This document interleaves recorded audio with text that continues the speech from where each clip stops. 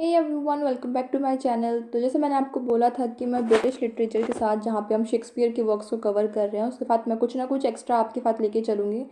हो सकता है जैसे कि क्योंकि अगर हम बात करें, हम एक ही चीज़ अगर करते रहते हैं, अगर हम ब्रिटिश लिटरेचर ही करेंगे तो बहुत जल्दी बोर हो जाएंगे क्योंकि बहुत लंबा सिलेबस है। तो इसीलिए ब्रिटिश लिटरेचर के साथ में कभी आपकी थ्योरी लेके चलूँगी, थ्योरी की क्लासेस होंगी, कभी बीच में आपकी कभी आपकी मूवमेंट की क्लासेस होंगी, ताकि चीज़ें बैलेंस में बनती रहें। ऐसा नहीं है कि सिर्फ इसी के चक्कर में हम रुके हुए हैं, बाकी चीज़ें कवर नहीं कर रहे हैं। तो वन बाय वन सब चीज़ें होती रहेंगी ताकि आपकी क्लासेस सही से चलें और सारी चीज़ें इक्वली कवर होती रहें। तो आज की क्लास में हम करने वाले हैं मूवमेंट्स को। अब मूवमेंट्स का मतलब, जैसे कुछ मूवमेंट हुए थे जिसमें आपके हर एक तरीके के मूवमेंट में कवर होंगे। नियरली आपके 40-50 मूवमेंट्स हैं। जैसे यूनिवर्सिटी विट से आपका स्टार्टिंग हो जाती है, स्कॉटिश जो चौसेरियन है वो आपकी स्टार्टिंग हो जाती है, आपका कॉमेडी ऑफ ह्यूमर है आपके पास।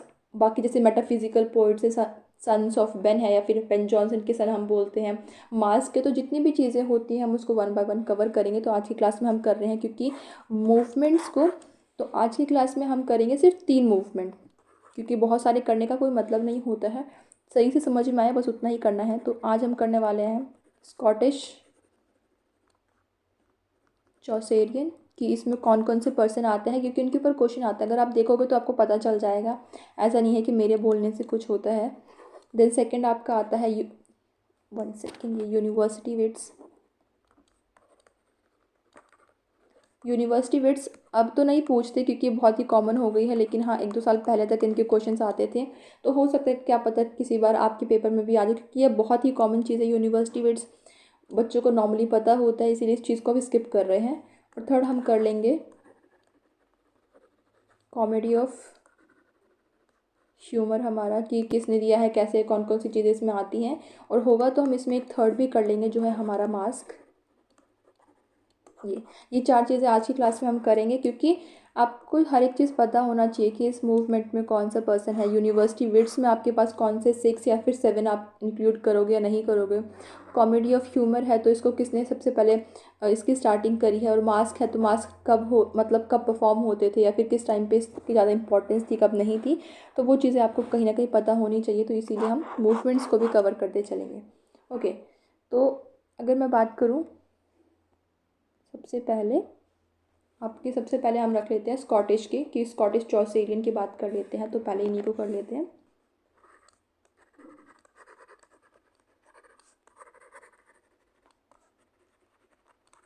स्कॉटिश चौसेरियन, तो ये क्या है, ये कुछ कोर्टली पोइट्स हैं।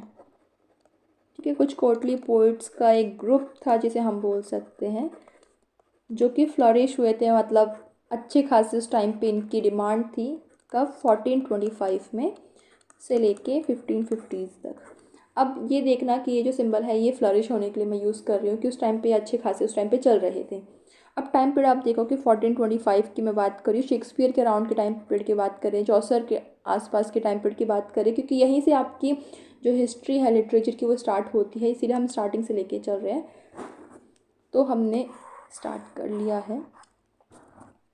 अब इसमें हम क्या करते हैं कि ये जो पोइट्स थे ना, ये जो कोर्टली कुछ पोइट्स थे, ये क्या थे, ये चौसर को अपना मास्टर मानते थे। इसीलिए इनको स्कॉटिश चौसेरियन बोला गया है, क्योंकि ये थे स्कॉटलैंड के, लेकिन ये चौसर को अपना मास्टर मानते थे। मास्टरी जो है उन्होंने कर रखी थी तो उसको ये अपना मास्टर मानते थे।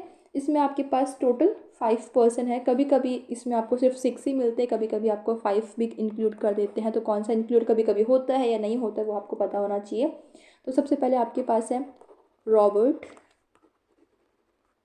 हैनरीसन। रॉबर्ट हैनरीसन है, इनका अगर आप पढ़ना चाहो या फिर जो भी चीज़ें हैं, आप एक आधा और सबका नाम याद रख सकते हो, किसने क्या लिखा है क्या नहीं लिखा है, तो वो आपको पता होना चाहिए। सेकंड अगर हम बात करें तो विलियम है, विलियम डनबर, ये बी है, विलियम डनबर। इन्होंने एक इम्पॉर्टेंट वर्क लिखा है जिसका नाम है लैमेंट ऑफ मेकर्स। ये इंपॉर्टेंट है, ये क्वेश्चन एक आधी बार आ रखा है कि ये किसके लिए ट्रिब्यूट था, तो ये चौसर के लिए ट्रिब्यूट इन्होंने लिखा था। इसमें इन्होंने 3 पर्सन्स की बात करी है, क्योंकि क्योंकि ये चीज़ें ना क्वेश्चन आपके पेपर में पूछे जाते हैं कि इस लैमेंट ऑफ द मेकर्स जब आप पढ़ते हो तो इन्होंने बात करी कि कुछ जो ऐसे पर्सन है जो किसी टाइम पे रहा करते थे लेकिन अब वो चले गए हैं तो उसके लिए लैमेंट कर रहे हैं। इसमें इन्होंने 3 पर्सन की बात करी है। एक है गोवर है, उनकी बात करी है, चौसर की बात करी है और इन्होंने बात करी है हैंड्रिसन की। तो ये 3 पर्सन के नेम आपको याद रखें कि इन्होंने 3 पर्सन के नेम की बात यहाँ पे करी हुई है। देन आपके पास थर्ड पर्सन है। थर्ड पर्सन में आपके पास है गैविन डगलस। ऐसे नहीं है कि आपको पूरे नाम याद रखने की ज़रूरत है, जैसे आप इसका हैंडरसन याद रख लो, डनबर्ग, डगलस, ऐसे याद रख लो कि कोई ट्रिक बना लो जिससे आपको चीज़ें ना याद हो जाए। एंड देन आपके पास है फोर्थ सर डेविड, ये वाई है, सर डेविड लाइन से हैं आपके पास। एंड देन फिफ्थ है जिनको कभी कभी इंक्लूड करते हैं कभी कभी इंक्लूड नहीं करते हैं, वो हैं किंग जेम्स। अब आप बोलोगे कि जेम्स किंग को भी आप इंक्लूड कर रखा, लेकिन हाँ क्योंकि उन्हें भी चीज़ें पसंद थी, उन्हें भी जो आर्ट थी वो पसंद थी, तो स्कॉटलैंड के जो किंग है वो कभी कभी ऐड होते कभी कभी नहीं होते। समटाइम्स आप कर सकते हो, कभी कभी नहीं कर सकते हो, आपकी मर्जी है। तो ये कुछ 4-5 आपको याद रखने हैं। अब इनका आप स्क्रीनशॉट लेना चाहो ले सकते हो, खुद से बनाना चाहो खुद के अपने नोट्स बना सकते हो, टोटली आपके ऊपर है। अगर मैं बात करूँ इनके और क्या क्या था, तो ये क्या यूज़ करते थे, ये यूज़ करते थे राइम रॉयल स्टैंजा को यूज़ करते थे। इसे पॉपुलराइज किसने किया था, चौसर ने, क्योंकि ये कहीं ना कहीं चौसर को अपने मास्टर मानते थे, तो चौसर से रिलेटेड जितनी चीज़ें थी वो कहीं ना कहीं उसको फॉलो कर रहे थे। तो आपको ये चीज़ें ध्यान में रखनी है। और एक बार क्वेश्चन आ रखा था आपके 2012 में भी कि आपको इनको क्रोनोलॉजी में लगाना था कि कौन कौन से हैं। तो वो फिर आपको पर्सन के नेम दे दिया, आपको 5 लाइन से लगाने हैं कि कौन कौन से इसमें आते हैं कौन कौन से इसमें नहीं आते हैं। तो एक क्वेश्चन आपका ये हो जाता है।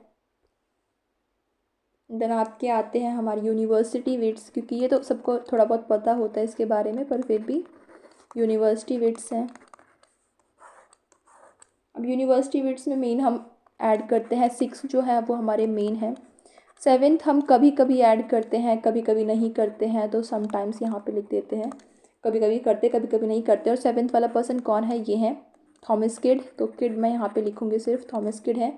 इन्होंने एक इम्पॉर्टेंट वर्क लिखा है और उस इम्पॉर्टेंट वर्क का नाम है स्पेनिश ट्रेजेडी। तो इनके आपके नाम पता होने चाहिए कि कौन सी वर्क किसने लिखे हैं। स्पेनिश ट्रेजेडी लिखी इन्होंने, जो कि इम्पॉर्टेंट है और आपको पता होना चाहिए इसका नाम। ये कब की बात कर रहे हैं हम, यूनिवर्सिटी वेट्स की हम बात कर रहे हैं लेट 16th सेंचुरी की, क्योंकि अभी आपने देखा जब हमने बात करी थी स्कॉटिश चौसर की तो 1550 तक तो वही थे। तो जब ये हमारा वहाँ था तो उसके बाद से हमारी लेट 16th सेंचुरी हम मान लेंगे जब हमारी यूनिवर्सिटी वेट्स की हम बात करते हैं। अब क्रोनोलॉजी में समझते चलना ताकि आपको चीज़ें ईजी रहें, आपको सब कुछ पता रहे कि ठीक है क्रोनोलॉजी के हिसाब से ना चीज़ें याद रह जाएंगी आपको। ओके, अब ये क्या था, ये था ग्रुप, क्योंकि वो क्या था, वो था ग्रुप ऑफ पोइट्स था। और ये क्या था, ये ग्रुप था किसका, प्ले राइट का। प्ले राइटर्स जो थे उनका ग्रुप था, ये प्ले राइटर्स का ग्रुप था।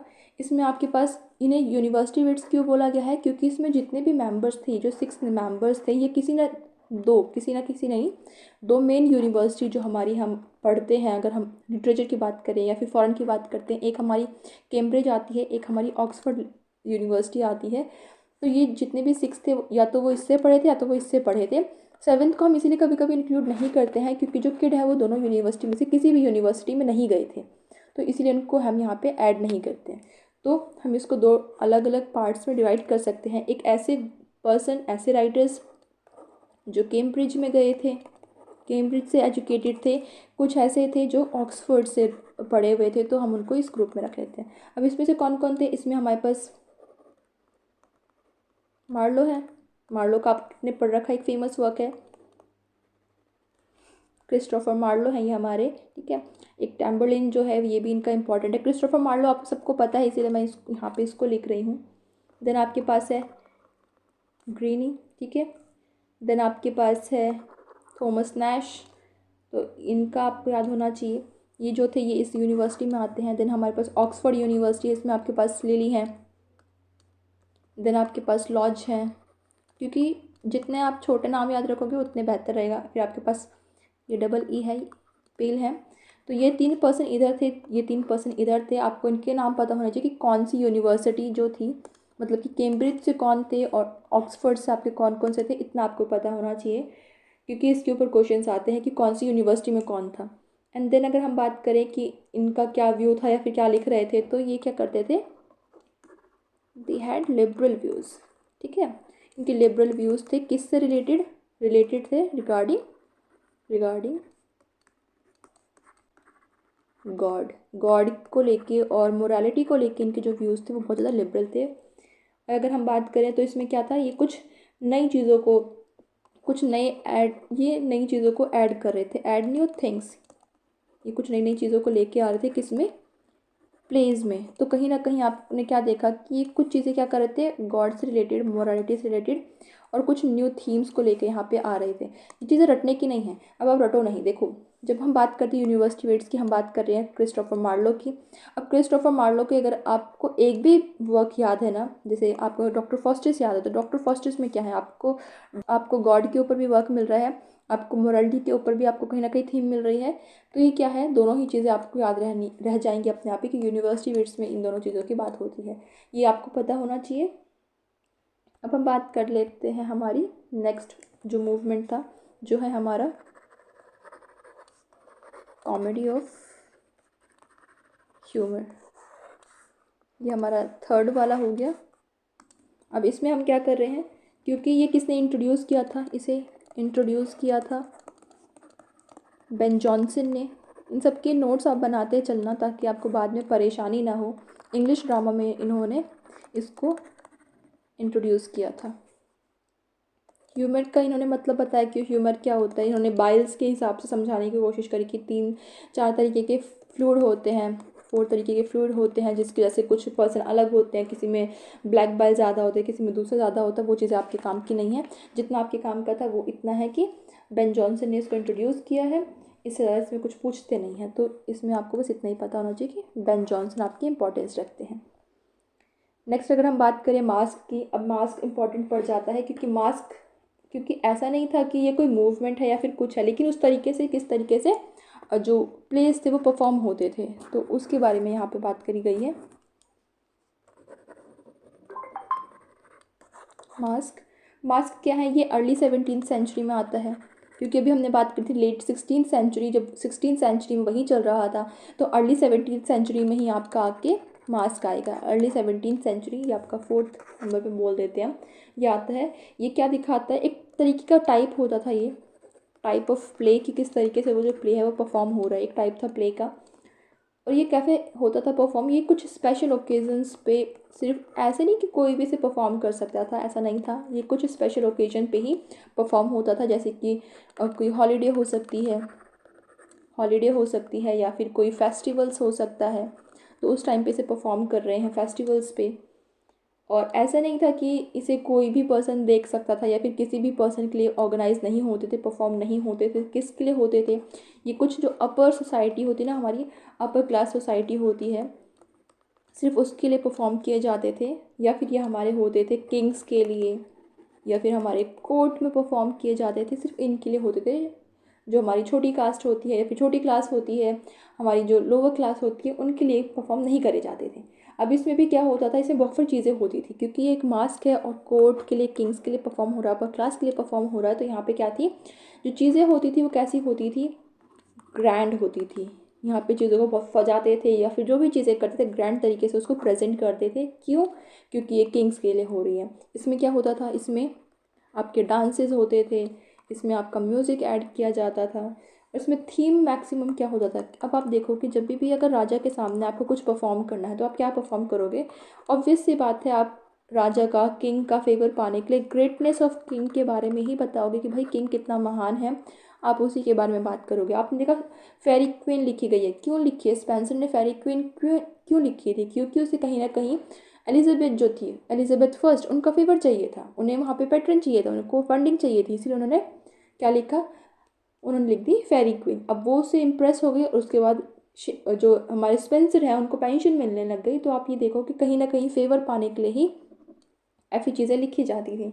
और इसमें क्या था, इसमें किस चीज़ को दिखाते थे, इसको क्या करते थे, किंग्स को कंपेयर करते, क्योंकि ग्रेटनेस ऑफ किंग दिखाते थे कि भाई किंग बहुत महान है, हमारे राजा बहुत महान है, और उसको कहीं ना कहीं कंपेयर करते थे कि हमारे राजा इतने महान हैं कि हम इन्हें किनसे कंपेयर कर रहे हैं, आर्थर से कंपेयर कर देते थे उन्हें।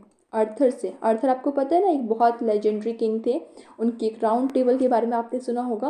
वो सब चीज़ें आपको ब्रिटिश लिटरेचर में मिलेंगी, तो टेंशन लेने की कोई बात नहीं है। जब आप ब्रिटिश लिटरेचर पढ़ते हो तब आपको चीज़ें मिलती हैं।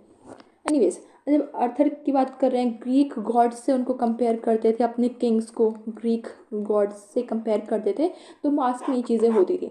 मास्क में मेनली क्या होता है, वो अपने फेस पे एक मास्क लगा कर उस चीज़ को परफॉर्म किया करते थे कोर्ट्स में। मेन चीज़ इंपॉर्टेंट याद रखने की क्या है कि ये अपर क्लास के लिए थी, किंग्स के लिए होती थी, और इसमें ग्रेटनेस ऑफ किंग जो थी इनकी थीम होती थी, बाकी कुछ नहीं था। इसमें अगर हम थोड़ा सा और बात कर लें, क्योंकि 4 कर लेते हैं एक क्लास में हम, तो सही रहेगा। फिफ्थ की अगर हम बात करें इसमें, तो हम कर लेते हैं सन ऑफ बेन की बात, क्योंकि ये इंपॉर्टेंट है। इसके ऊपर भी क्वेश्चन आता है। जब आप पेपर देखते हो तब आपको पता चलता है, आप बोलो कि हर एक के ऊपर क्वेश्चन ही आ रहा है, लेकिन जब मैं बोल रही हूँ मतलब उनके ऊपर क्वेश्चन आए हुए हैं कभी ना कभी, जब आप एनालाइज करते हो आपको तब पता चलता है। अब ये क्या है, जो आपका फर्स्ट हाफ सेंचुरी थी ना, 17th century, first half 17th century, उसी टाइम पे ये सन ऑफ बेन जो थे उस टाइम पे फेमस हो रहे थे। एक स्टाइल था, फिलोसॉफिकल स्टाइल था जिसमें लिखते थे। हम इसको बोल सकते हैं एक फ़िलासफ़ी के बारे में लिख रहे थे, या फिर जो इनका स्टाइल था वो किस तरीके का था, वो सब चीज़ें अभी आप देखोगे। और ये क्या कर रहे थे, ये फॉलो कर रहे थे किसको, बेन जॉनसन को। ये बेन जॉनसन को फॉलो कर रहे थे, उनकी फ़िलासफ़ी को, उनके स्टाइल को कॉपी कर रहे थे। इसीलिए इनको बोला गया कि सन ऑफ बेन। जो बेन जॉनसन को फॉलो कर रहे हैं, उनकी राइटिंग, उनके स्ट्रक्चर्स को फॉलो कर रहे हैं, वो उनके सन हैं एक तरीके से। और इसमें आपको टोटल आपको मिल जाते हैं आपके 11 प्ले राइट ऐसे हैं जो आपके सन ऑफ बेन में आ जाते हैं। फर्स्ट अगर हम बात करें तो मैं सबके नाम लिखती चलती हूँ। इसके ऊपर एक क्वेश्चन आया था 2000, और यहाँ पे मैं क्वेश्चन मार्क कर देती हूँ ताकि आपको सही रहे। 2015 में क्वेश्चन आया हुआ था आपका, आपको बताना था कि कौन कौन से सन ऑफ बेन हैं। तो उसमें आपको 5-6 नाम दे रखे थे, और उनमें से आपको बताना था कि कौन कौन सा है, एक को आपको हटाना था उसमें से। तो फर्स्ट वाला अगर हम बात करें तो आपके पास है रिचर्ड ब्रोम, ये ई है। देन सेकंड है आपके पास थॉमस नेब्स। आई होप कि मेरी राइटिंग थोड़ी साफ़ सुथरी ही होगी। देन आपके पास है विलियम, मैं सबके नाम लिखते चलती हूँ, आप लिख लेना, डेफिनेंट हैं। देन आपके पास है थॉमस,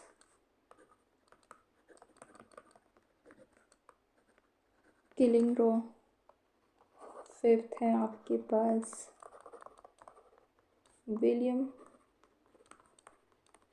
कैटराइट, ये सी है। सिक्स्थ है आपके पास SHAKERLEY,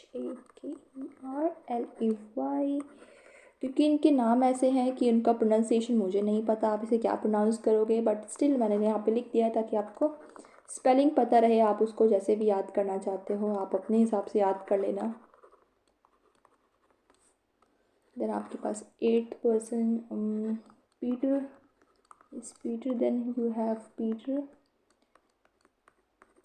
एक चीज़ आपको याद रखनी है कि आपको इतनी स्पेलिंग्स रटने की ज़रूरत नहीं है, क्योंकि आपका पेपर MCQ का होता है। तो आप बस कुछ भी करके थोड़ी बहुत अगर कोई ट्रिक लगा रहे हो, किसी ट्रिक से याद कर रहे हो, तो आप बस उनके नाम को हल्का हल्का ध्यान में रख लो। बाकी तो आपका पेपर जो है वो ऑब्वियसली आपका ऑप्शन में है, तो आपको चिंता करने की तो कोई बात ऐसी है नहीं कि आपको उनके नाम पता नहीं चलेंगे। तो आराम से आपका काम वहाँ पे हो जाएगा। 11th भी है आपके पास विलियम कैवेंडिश।